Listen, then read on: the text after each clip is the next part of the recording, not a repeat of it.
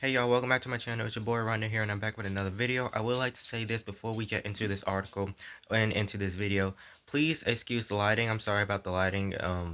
This part of my area, my room, well, actually almost anywhere in my room is bright, but the camera be picking up like some dark spots. Sorry about that. So I just wanted you guys to know that. So let's go ahead and get into this video. So if you guys, I don't know if it's gonna come out before this or it's gonna come out after, but regardless, I'm filming multiple videos in one day, so you guys might see me in, like, the same outfit. I film these in the same day, depending on what's going on. It seems like the trending topic right now, other than the Nancy Gerthy situation, we have the trending topic of the potential strikes or limited strikes on Iran. We all know about that. We know, if you guys don't know, multiple warships, aircraft carriers, refuelers. I know at least been over 50 refuelers left the United States and been deployed in Europe and the Middle East. It's possible that the United States could strike Iran, or they could be doing this just to pressure them, just show that, hey, we aren't playing around, just to show force. Or if we do strike them, it might be limited. We know our president gave Iran a 10 to 15 day deadline to, I guess, negotiate and stuff like that. Allergies are bothering me right now, y'all. It's cloudy. It's been raining since Friday night. So no, it's been raining since Friday. It's Saturday. It's been on and off, actually. So yeah, if you guys excuse me, guys, my allergies are literally killing me right now. But if you guys live up north, I'm gonna try my best, y'all, because my allergies are like literally, and every time I clear my throat. But if you guys live up north, hope you guys are staying safe. Y'all getting a blizzard as of Sunday, February 22nd. You're supposed to be getting a blizzard, so if you guys up there up north, like New York, Massachusetts, Pennsylvania, New Jersey, you guys, I hope you guys are staying safe. Maine, blizzard warnings. I know it was like 20 plus feet, well, 20 plus inches actually. I'm sorry about that. 20 plus inches of snow potentially could fall, and I guess isolated areas. I would say one thing, you guys are more equipped with that, because when we had the snowstorm that slammed into the Carolinas about 2 3 weeks ago, mainly eastern North Carolina, around the the coastal areas, here in the coastal areas around the beaches and stuff. That's where you had the highest amounts outside of Charlotte. In the mountains, Raleigh, uh, down to like Fayetteville, I think, area, but mainly Raleigh, Durham area, and that little line heading down southeast towards Wilmington was kind of in a dry slot for a bit. Wilmington didn't start. Wilmington, North Carolina, was about an hour away from me going down the coast. Then it started snowing good until like 7 p.m. I think Saturday night. So we come into you come up into where I live, right up the coast heading north. Then we went snowing since like 11 p.m. or 11 a.m. Saturday morning, all the way into like 6, 7, 8 a.m. Sunday morning. So it was like a prolonged event. Some areas, well, my city, was reporting 13 inches here in my county. I live on the county side of my city. Like, you drive 5 minutes, well, 10 minutes, no, about 8 minutes. You're in city limits from where I live. But depending on where you're at. But we had at my house 16 inches. Some people was reporting 29 inches, 28, 29 inches of snow for the county wise, for depending on where they live. So it's possible that could fail. I mean, could have fell because it was a prolonged event. Most likely it was a blizzard overnight. Conditions definitely was getting worse when storm chasers were driving through. There was cars, on the bypass. You just stranded, and the South ain't really used to that type of snow at all. When we do get snow, like North Carolina, it's not hard for. Yes, North Carolina is part of the South. It's not hard for. Some people will consider North Carolina as the cutoff for the South. Virginia, some consider Virginia still the South, but this North Carolina, I guess, is that more that transition of, it's like a different kind of South. It's not like your average Louisiana, Mississippi, Alabama.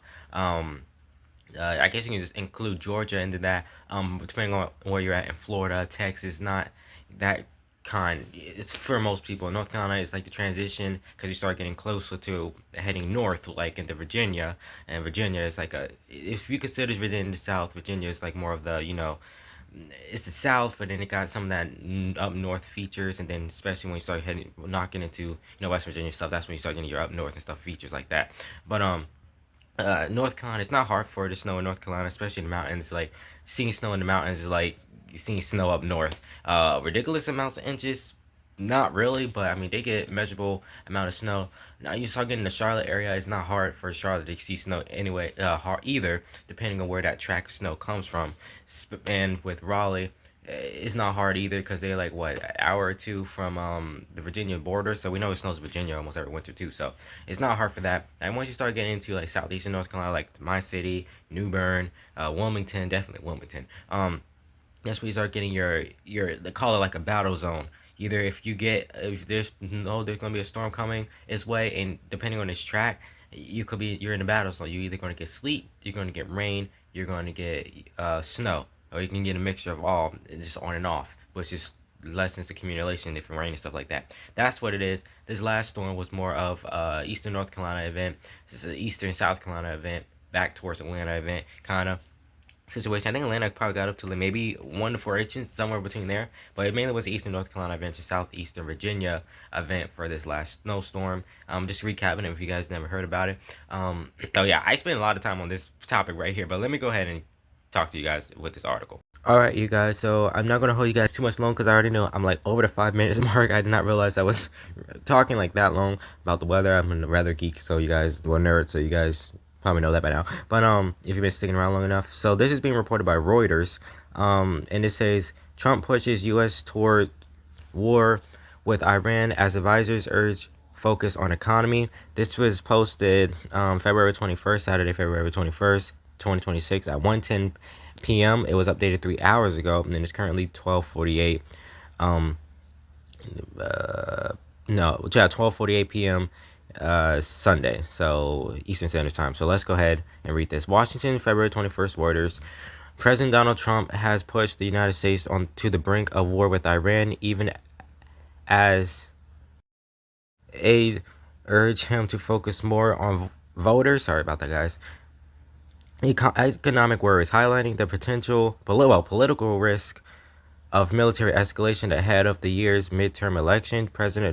Trump has ordered a huge buildup of forces in the Middle East in preparations for potential multi-week airstrike on Iran.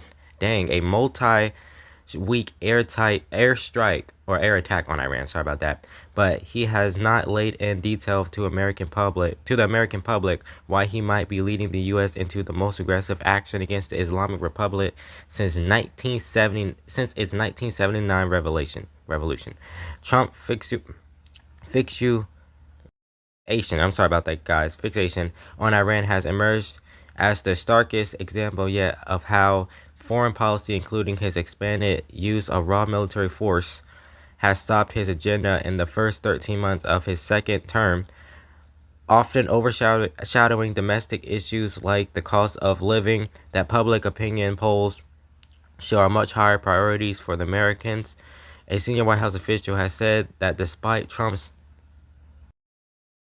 bellicose rhetoric, there was still unified support within the administration to go ahead with an attack on Iran. Excuse me, guys. So yeah, that's basically the end of the article, actually. So I'm refreshing this for no reason, but first of all, before I end off this video, I wanted to say sorry, guys, about that. My what is that stream recording app I have on my phone is kind of like seemed like it was glitching out for a bit. Don't know if I need to update it or what, so I'm gonna have to check that out because it seemed like it wasn't recording, but at the same time looked like it was recording. So I just wanted to make sure it was recording. Didn't want to have to go back and repeat the whole thing, everything again. So with that being said, I hope you guys enjoyed this video. Make sure you like, comment, subscribe, hit the notification bell to be notified each and every time your boy upload a new video. And again, I batch record these videos in the same day. Well, it's gonna start doing that. So if you guys see me in the same outfit, that's why. So with that being said, again, I hope you guys enjoyed this video. Make sure you like, comment, subscribe, hit the notification bell to be notified each and every time I upload a new video. And I will see you guys in the next one. If it's God's will, stay safe out there, stay blessed, and it's your boy Rondé out.